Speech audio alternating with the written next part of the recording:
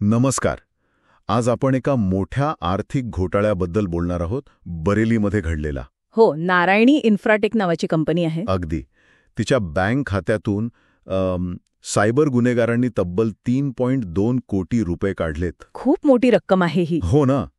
आणि धक्कादायक म्हणजे यात कंपनीचाच एक सहसंचालक सामील आहे. त्याला अटक पण झाली आहे. बरोबर, प्रदीप कुमार सिंग. तर हे नेमकं कसं झालं सगळं? काय आहे हे प्रकरण? जरा सविस्तर बोलूया. नक्कीच. हे प्रकरण खरं तर खूप गंभीर आहे, कारण बघा, एका कायदेशीर म्हणजे रजिस्टर्ड कंपनीचा वापर मनी लॉन्ड्रिंगसाठी झालाय. अच्छा. आणि यात बहुधा बिझनेस ईमेल कॉम्प्रोमाइज म्हणजे बीईसी सारख्या पद्धती वापरल्या गेल्या असाव्यात. बीईसी म्हणजे नेमकं काय? म्हणजे कसं की कंपनीच्या ईमेल सिस्टीममध्ये घुसून किंवा अधिकाऱ्याला फसवलं जातं आणि मग त्यांच्याकडून खात्याची माहिती वगैरे मिळवतात. अरे बापरे. आणि सर्वात म्हणजे काय म्हणतात त्याला, धक्कादायक गोष्ट ही की हा जो सहसंचालक आहे प्रदीप कुमार सिंग, वय 50 वर्ष, त्याने म्हणे फक्त 75,000 रुपयांसाठी, म्हणजे एवढ्या कमी पैशात स्वतःच्या कंपनीचं बँक खातं या गुन्हेगारांना वापरू दिलं. काय? फक्त 75,000? म्हणजे 3 कोटींच्या घोटाळ्यात वापरलेल्या खात्यासाठी फक्त एवढे पैसे? हो, अविश्वसनीय आहे, पण तपासात हेच समोर आलंय. हे सगळं कधी झालं? म्हणजे तारखा वगैरे आहेत का काही? हो, माहितीनुसार हे व्यवहार 18 आणि 19 जूनला झालेत. अच्छा, जून महिन्यात. हो, आणि याच दरम्यान बरेलीच्या एका शास्त्रज्ञाला फसवलं गेलं. ओके. त्यांना कसा फसवला? त्यांच्याकडून 1.1 कोटी रुपये ह्याच नारायणी इन्फ्राटेकच्या खात्यात ट्रान्सफर करायला लावले. पण कसे? इथे त्यांनी वापरली डिजिटल अरेस्टची युक्ती. Digital arrest? हे काय नवीन आहे? म्हणजे हे लोक काय करतात, फोन करून सांगतात की आम्ही पोलीस किंवा सरकारी अधिकारी बोलतोय, तुमच्यावर गुन्हा दाखल आहे. बापरे. आणि तुम्हाला आता अटक होणार आहे असं भासवतात, म्हणजे डिजिटल अटक. आणि मग भीती घालून प्रकरण मिटवायचं असेल तर तात्काळ पैसे भरा असं सांगतात. म्हणजे ही एक प्रकारची सोशल इंजिनिअरिंग झाली. भीतीचा वापर करून पैसे उकळणे. अगदी बरोबर. आणि त्या शास्त्रज्ञाने घाबरून पैसे ट्रान्सफर केले, पैसे जमा झाले आणि लगेच म्हणजे दुसऱ्या दिवसापर्यंत ते काढले पण गेले. पण यात चांगली गोष्ट ही झाली की तपास यंत्रणा वेळीच सावध झाल्या, नाही का? हो, हे महत्वाचं आहे. त्यांनी नारायणी इन्फ्राटेकचं बँक खातं गोठवलं, फ्रीज केलं. अच्छा. आणि त्यातले 1.1 कोटी रुपये जप्त केले. बहुधा हे त्याच शास्त्रज्ञाचे पैसे असावेत जे परत मिळू शकतील. बरं झालं. तपासात आणखी काय मिळालं? सिंगबद्दल काही? हो, सिंगचं डिव्हाइस म्हणजे मोबाईल किंवा लॅपटॉप आणि त्याचं क्रिप्टोकरन्सी वॉलेट सापडले पोलिसांना. क्रिप्टो वॉलेट म्हणजे हा पैसा क्रिप्टोकरन्सीमध्ये गेला? अगदी. असं दिसतंय की बराचसा पैसा USDT मध्ये कन्वर्ट केला गेला. USDT म्हणजे ठेथर? हो, ठेथर, जी डॉलरशी जोडलेली स्टेबल कॉइन आहे.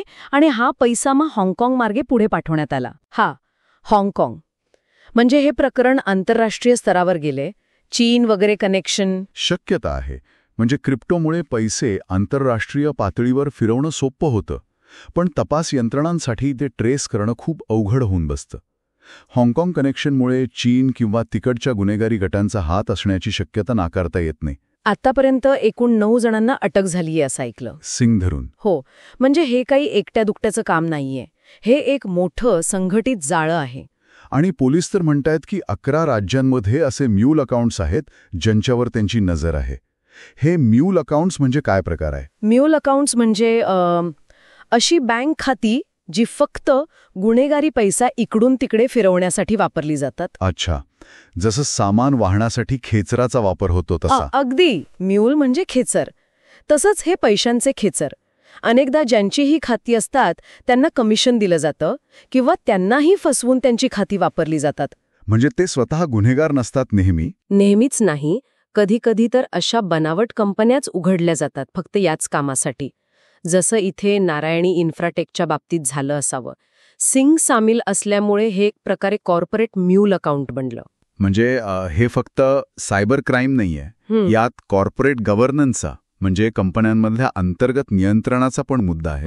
कॉर्पोरेट कंप्लायन्स फेलियर ज्याला म्हणतात. बरोबर. एका संचालकानेच असं करणं म्हणजे खूप मोठी गोष्ट आहे. हो ना. यातून 2 गोष्टी स्पष्ट होतात. एक म्हणजे सायबर गुन्हेगार आता कायदेशीर कंपन्यांच्या सिस्टमचा किती सहजपणे गैरवापर करू शकतात.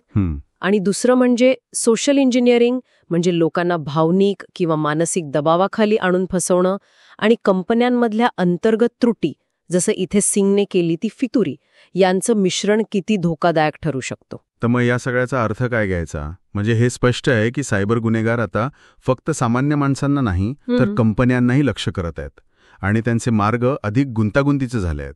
अगदी. ते आता जास्त संघटित झाले आहेत आणि केवळ व्यक्तीच नाही तर संपूर्ण कंपन्या त्यांच्या गुन्ह्यांमध्ये नकळतपणे किंवा कधीकधी हेतुपुरस्सर साधन बनू शकतात. बरोबर. आणि यामुळेच काही महत्त्वाचे प्रश्न उभे राहतात, जसं की कंपन्यांनी स्वतःला अशा धोक्यांपासून कसं वाचवावं, त्यांचे इंटरनल कंट्रोल्स म्हणजे अंतर्गत नियम आणि तपासणी अधिक मजबूत कशी करावी. हो, हा महत्वाचा मुद्दा आहे. आणि दुसरी गोष्ट म्हणजे या गुन्ह्यांचं स्वरूप जे आता आंतरराष्ट्रीय होत चाललंय त्याला सामोरं जाण्यासाठी जागतिक पातळीवर काय करायला हवं, देशांमधलं सहकार्य कसं वाढवायचं यावर विचार करणं खरंच गरजेचं आहे. भविष्यात अशा घटना टाळण्यासाठी हे खूप महत्वाचं ठरेल.